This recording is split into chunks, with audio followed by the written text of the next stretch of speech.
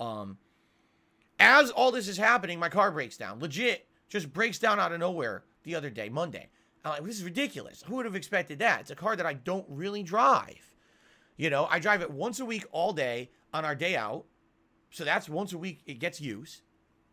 And then my wife goes to work usually on average 3 times a week. It depends on the shifts that she's given. As I've explained to you guys, sadly, the way that retail works in the United States, you don't get consistent hours anymore. So one week you'll work 30 to 40 hours. Great. One week you get 10 hours. What? And it fluctuates because it depends on the performance of the store, but it depends on a million different factors. And it sucks when you're trying to hold down, a job and make money, and you have no idea how much you're making in any given week because it depends on what your schedule's like. So some weeks she's not here 3-4 days when I'm streaming because she's working, and other weeks she's here almost all week because they gave her no hours. You see, so it's all over the place. So the car gets sporadic use, but it still gets use, right? I did buy the car, in 2017. Or was it spring 2017, like April, May, something like that. So I've had the car for about 5 to 5.5 years. And, yes, I take it for maintenance. I get the oil changed. I do all those things. Okay. Really stupid that people will say I don't, but, so there's nothing wrong. Never had a problem with the car. Not once. 0 problems with this car. Okay. Besides, okay, I take that back. I had a leak in one of the tires. I got it patched. No problem. Since then, nothing, no big deal. As I told you guys on Monday, it wouldn't start. Now, I don't know what the problem is. The check engine light is on. The power steering light is on. I'm no car guy. I don't know what the hell's going on. Excuse me. Okay? So, I'm in a situation where I'm just like, I have no clue. I don't know what's happening. I got to get a professional to look at it. So immediately I got to get the car towed and brought to a local car repair place. That cost me $200 to get the car towed. Then when it's at the place, they can't look at it that first day. They wait. It sits there for 24 hours. They finally yesterday call me. Here's what they want to do to the car. All right. Now, what I'm going to do is I'm going to go through what they proposed and told me, and then I'm going to show you the actual invoice of what work was done and what I paid. All right. So here's what they wanted to do. All right. So, of course, you take it to a place, they're immediately going to charge you the moment they look at the car. So they charge you $100 just to check the computer of the car. This is literally, no exaggeration, hook up a wire, press a button, and it tells you what's wrong. $100. That's America, ladies and gentlemen. Okay? Some places do it for free. This place, no. So they claim that the battery is either incredibly low or that's one of the issues in general. They're not 100% sure if it's a major effect, but the battery is 5 years old. All right. 5-year-old battery, it tends to start to wear out. I actually did speak with my father, who is a car guy. He used to repair cars when he was younger. He confirmed with me, yes, this actually is a true statement. That basically, yes, the battery will wear out, and if you don't replace it every 5 years, you're setting yourself up for problems, okay? So I'm told I need a battery replacement. That's going to be like, almost $300 between the testing of the battery and the replacement of the battery. It's almost $300, okay? So, continuing on, I needed an oil change. This, of all the things that I brought the car in for, this one was needed. Because absolutely positively, the car had the oil light go on about a week ago. And I was trying to figure out when will I have a chance to drive it to like Jiffy Lube or something just to get the oil changed. Fine. It's already there. You might as well do the oil change. Okay. If you go to a place like Jiffy Lube to get your oil changed, they'll charge you like maybe $30, maybe 40. Oh, this place charges 70. Is it the same service? Likely yes. I mean, maybe they use a slightly higher grade of oil. But you know what I mean? Pretty ridiculous. Now, the major problem they claimed was the problem with the car. They said that there was a malfunction, that it was saying that the cylinder was misfiring. And so when they ran their test and they looked at the spark plugs, they determined that one of the spark plugs, all right, had an issue. The way the guy described it to me on the phone was that it was completely worn and fried. All right, that's what he said. Now, do I believe that? I don't know if it's fried. I don't know how the spark plug would have fried. Like, I talked to my dad about this. He's like, I don't know, for a spark plug to fry, likely what would have happened is water got into your whole system. He's like, so if you're like driving in a rainstorm and somehow waterlogged your engine and got into that system, then maybe that would happen. But it definitely doesn't sound like that, that's true. He's like, if they're saying the spark plug is fried, But anyway, who knows, right? You don't know what to believe. But they're basically saying one of the spark plugs is shot. But of course, they want to replace all the spark plugs. Now, what the guy told me, all right, on the phone, is that they also wanted to replace all of the ignition wiring in my car. All of it. Okay? Just replace the whole thing. All the wires and, I guess they're called ignition coils or wire. I don't know exactly how it is. I don't know what this is in the car. But they want to replace all of that. All right? So basically, when I started breaking this down with them on the phone, I'm like, so what's it going to cost? And they start telling me. They're like, so the battery's like 2 something, basically 300 total with the diagnostic and everything they're running. The spark plugs are going to be over $500 to replace all the spark plugs. Okay? The ignition wiring, get this, over $850 to replace the ignition wires in the car. $850. Okay?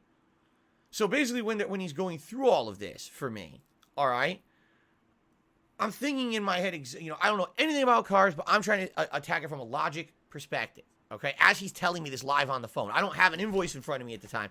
I'm just listening to what he's telling me on the phone, trying to absorb it. All right? So then finally, I said, so what would that be total? And he goes, oh, it's over $2,100, blah, blah, blah. I was like, this guy's nuts. There's no fucking way that my car that I barely use, I'm paying $2,100 to repair it. There's nothing, you know what I mean? He's out of his mind.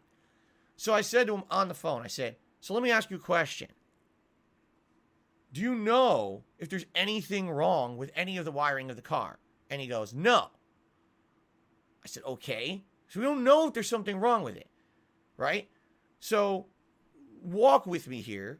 The battery's old, probably needs replacement. Let's do that. Oil change is a no-brainer. It needs it anyway. You're saying the spark plugs are damaged. Fine, let's replace them. Replace what's broken. But what about this insanely large $850 charge that you're trying to get me to do here when you don't even know if there's anything wrong? And he starts to explain, and he's like, well, typically when spark plugs are changed out, if we have a situation like this, you would want to replace all the components associated with the spark plugs, because that way you're completely eliminating any chance that the same issue would happen again, and yada, yada, yada. So the way I talked about it yesterday, I'll say it again. This is the equivalent of you going to the doctor, all right? And the doctor, you have a bunch of symptoms. You got a cough, your eyes are burning, you have an earache. So you explain your symptoms to the doctor. Based on the symptoms you told the doctor, they can't really diagnose the true root cause of what's going on. So the doctor says, I'm going to prescribe a wide range of medications for you to try to get everything fixed, okay? Now, the difference between going to the doctor and going to the car shop is when you go to the doctor, usually your medications are covered by insurance. So, yeah, you get a bunch of medications, but you pay a few dollars each. It's not a big deal. If you're going to the car repair place and they go, oh, we want to just literally replace everything in your car associated with something that could go wrong so that this issue's fixed, yeah, but what does that cost? Insurance doesn't cover that. So they're trying to basically rip me off and have me replace parts in my car that they have no evidence have anything wrong with them. Is there a possibility, a slim chance that maybe there's something wrong with the ignition wiring in the car and it caused the spark plug to fry? Yes. Have they actually tested it to determine that? No. They just want to replace it to make a buck. And I hate to say it, at American car repair places, they do this all the time. Especially from what my father knows about this, and he says, especially if you go to a chain place, absolutely, this is what they're trained on doing. It's called the upsell. They spin it, all right, to say, oh, this is something you need, when in reality it's not. They're trying to do every possible thing to make money. So to them, replacing the ignition wiring is a very easy job that they can make $1,000 on. So of course they're going to tell me I need it, when in reality I don't, all right? So what I told them to do, I said, listen, all I want to do is replace what we know is broken, and I want an oil change. So they amended the quote and everything. Now instead of $2,100, it's $1,100. So I halved the price of the repair by telling them don't do all this work, okay?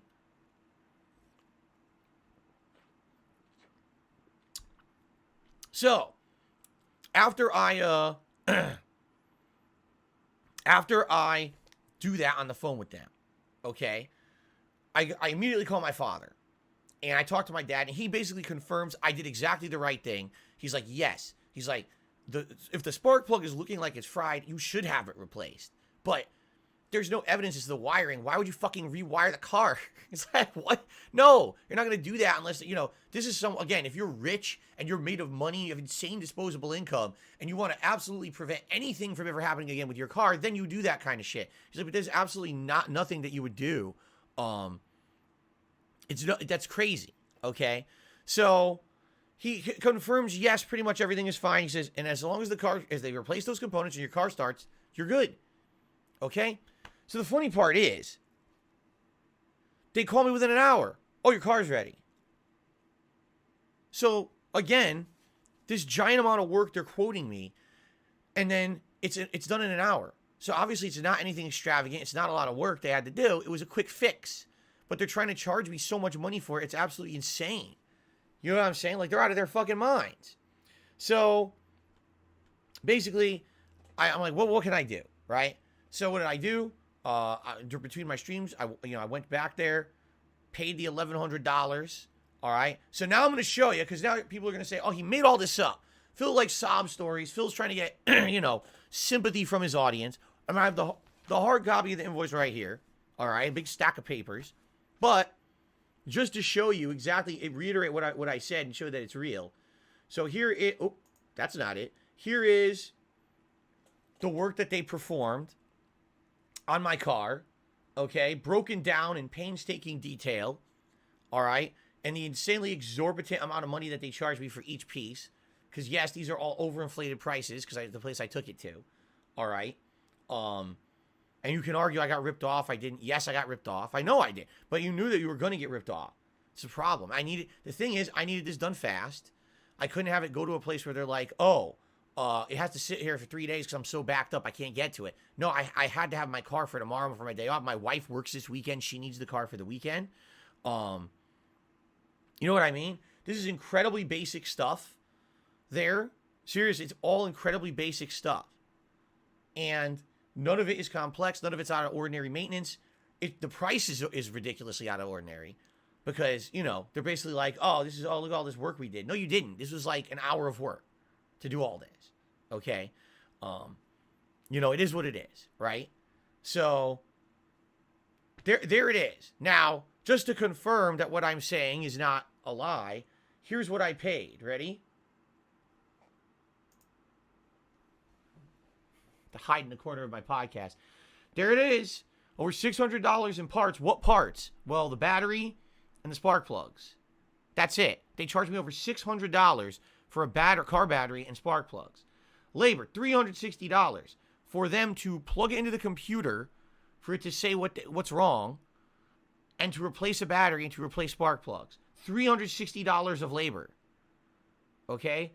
Shop supplies, yes, our state tax is high. I'm aware of that, but we don't have any income tax here. State income tax, that is. And there's your total. All right? So that's what I paid in order to get the car back yesterday. And yes, the car runs fine. Yes, everything's good.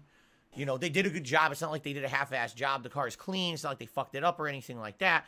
I'm not going to complain and say, oh, they did a bad job. They did a good job for what they did. For the price they charged, they better well have done a fucking good job, right?